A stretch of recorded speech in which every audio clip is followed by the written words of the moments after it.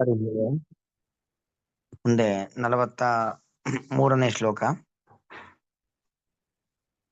ಪಿತಾಸಿ ಲೋಕಸ್ಯ ಚರಾಚರಸ್ಯ ತಮಸ್ಯ ಪೂಜ್ಯಶ್ಚ ಗುರುರ್ಗರೀಯಾನ್ ನ ತ್ವತ್ಸಮಸ್ತ್ಯಭ್ಯಧಿಕ ಕುತೋನ್ಯೋ ಲೋಕತ್ರಯೇಪಿ ಪ್ರತಿಮ ಪ್ರಭಾವ.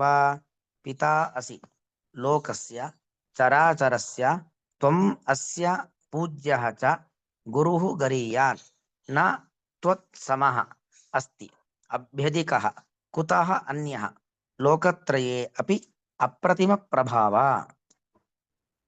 ಭಗವಂತನ ಮಹತ್ವವನ್ನೇ ತಾನು ಮನಗಂಡು ಅದನ್ನ ವರ್ಣನೆ ಮಾಡ್ತಾ ಇದ್ದಾನೆ. ನೀನು ಯಾರು? ನೀನು ಅಸ್ಯ ಲೋಕಸ್ಯ ಪಿತಾ ಅಸಿ. ಈ ಜಗತ್ತು, ಲೋಕ ಅಂದ್ರೆ ಲೋಕರು ದರ್ಶನೆ, ಕಣ್ಣಿಗೆ ಕಾಣುವ ಇಡೀ ಸಮಸ್ತ ಬ್ರಹ್ಮಾಂಡ ಏನಿದೆ ಇದರ ತಂದೆ ನೀನು. ಲೋಕ ಅಂದ್ರೆ ಪೂರ್ತಿ ಸ್ಥಾವರ ಜಂಗಮ ಅಂದ್ರೆ ಚೇತನ ಅಚೇತನ ಎಲ್ಲವೂ ಬಂತು.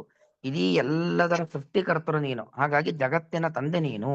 ಚರಾಚರಸ್ಯ ಅದಕ್ಕೆ ಹೇಳಿದ್ರು, ಚರ ಮತ್ತು ಅಚರ, ಸ್ಥಿರ ವಸ್ತು ಮತ್ತು ಚರವಸ್ತು, ಸ್ಥಾವರ ಮತ್ತು ಜಂಗಮ ಅಂತ ಹೇಳ್ತಾರೆ. ಇದೆಲ್ಲದಕ್ಕೂ ತಂದೆ ನೀನು. ಪೂಜ್ಯಶ್ಚ ಗುರುಹು ಗರೀಯಾನ್, ನೀನು ಪರಮ ಪೂಜ್ಯ, ನೀನು ಎಲ್ಲರಿಗಿಂತ ಶ್ರೇಷ್ಠನಾದವನು. ನಾವು ಮುಖ್ಯವಾಗಿ ಯಾರನ್ನ ಪೂಜಿಸದೆ ಹೋದ್ರು ದೇವರನ್ನ ಪೂಜಿಸಲೇಬೇಕು. ಗರೀಯಾನ್ ಗುರುಹು, ಎಲ್ಲ ಗುರುಗಳಿಗಿಂತಲೂ ಶ್ರೇಷ್ಠವಾದ ಗುರು ನೀನು. ಗುರುತಮೋ ಅಂತ ಆಚಾರ್ಯ ಮಧ್ವರು ಅನುವ್ಯಾಖ್ಯಾನದಲ್ಲಿ ಹೇಳ್ತಾರೆ. ಸಕಲ ಗುರುಗಳಿಗೂ ಗುರುವಾದ ಅವನು ನೀನು. ಯಾರ್ಯಾರು ಗುರುಗಳು ಅಂತಿದ್ದಾರೋ ಅವರೆಲ್ಲರಿಗೂ ಆ ಗುರುತ್ವವನ್ನ ಕೊಟ್ಟವನು ನೀನು.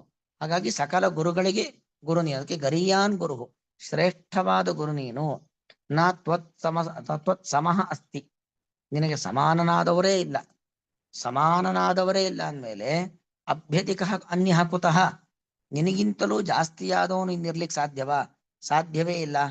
ಅದು ಬರೀ ಈ ಯಾವುದೇ ಒಂದು ಕಣ್ಣು ಮುಂದೆ ಅಂತಲ್ಲ, ಈ ನಮ್ಮ ಮಹಾಭಾರತ ಯುದ್ಧ ಭೂಮಿಯಲ್ಲಿ ಅಂತಲ್ಲ, ಲೋಕತ್ರಯೇಪಿ, ಲೋಕತ್ರಯೇ ಅಂದ್ರೆ ಪೂರ್ತಿ ಕೆಳಗಿನ ಲೋಕಗಳು, ಈ ಭೂಲೋಕ, ಮೇಲಿನ ಲೋಕ, ಎಲ್ಲಾ ಲೋಕಗಳನ್ನ ನಾವು ಅಳೆದು ತೂಗಿ ಮಾಡಿದರೂ ಹುಡುಕಾಡಿದರೂ ಕೂಡ ನಿನಗೆ ಸಮಾನನಾದವನಾಗಲಿ ನಿನಗಿಂತಲೂ ಉತ್ತಮನಾದವಲಿ ಯಾರೂ ಕೂಡ ಇಲ್ಲ. ನೀನು ಅಪ್ರತಿಮ ಪ್ರಭಾವ.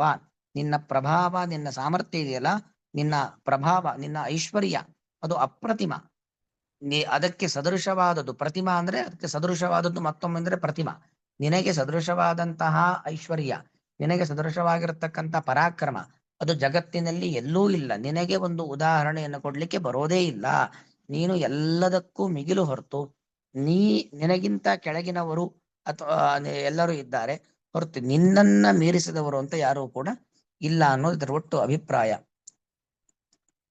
ಅಪ್ರತಿಮ ಪ್ರಭಾವ, ಅಪ್ರತಿಮ ಪ್ರಭಾವ, ಲೆಕ್ಕವಿಲ್ಲದಷ್ಟು ಸಂಪತ್ತನ್ನು, ಐಶ್ವರ್ಯವನ್ನು, ಸಾಮರ್ಥ್ಯವನ್ನು ಹೊಂದಿದಂತ ಭಗವಂತನೇ ತ್ವಂ ನೀನು.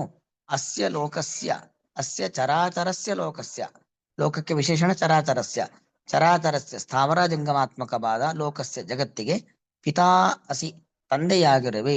ಚ ಮತ್ತು ಪೂಜ್ಯ ಅಸಿ, ಪರಮ ಪೂಜ್ಯನಾಗಿರುವೆ. ಗರೀಯಾನ್ ಅತ್ಯಂತ ಶ್ರೇಷ್ಠನಾದ ಗುರು ಅಸಿ, ಗುರುವಾಗಿರುವಿ. ತ್ವತ್ ಸಮಃ ನಿನಗೆ ಸಮಾನನಾದವನು ನ ಅಸ್ತಿ ಇಲ್ಲ. ಯಾವಾಗ ಸಮಾನನಾದವನೇ ಇಲ್ಲವೋ ಆಗ ಅಭ್ಯಧಿಕ ಅನ್ಯ ಕುತಃ, ಅಭ್ಯಧಿಕ ನಿನ್ನಗಿಂತಲೂ ಮಿಗಿಲಾದವನು, ಅನ್ಯ ಕುತಃ ಬೇರೆಯವನು ಹೇಗೆ ತಾನೇ ಇರಲಿಕ್ಕೆ ಸಾಧ್ಯ? ಅದು ಕೇವಲ ಈ ಲೋಕ ಅಲ್ಲ, ಲೋಕತ್ರಯೇಪಿ ಮೂರೂ ಲೋಕದಲ್ಲೂ ಕೂಡ ನಿನಗೆ ಸಮಾನನಾದವರೂ ಇಲ್ಲ, ನಿನಗೆ ಮಿಗಿಲಾದ ಶಕ್ತಿಯೂ ಕೂಡ ಇಲ್ಲ. ಪಿತಾಸಿ ಲೋಕಸ್ಯ ಚರಾಚರಸ್ಯ ತಮಸ್ಯ ಪೂಜ್ಯಶ್ಚ ಗುರುರ್ಗರೀಯಾನ್ ನ ತ್ವತ್ಸಮಸ್ತೋ ಸಮೋಸ್ತ್ಯಭ್ಯಧಿಕ ಕುತೋನ್ಯೋ ಲೋಕತ್ರಯೇಪಿ ಪ್ರತಿಮ ಪ್ರಭಾವ. ಶ್ರೀಕೃಷ್ಣಾರ್ಪಣಮಸ್ತು.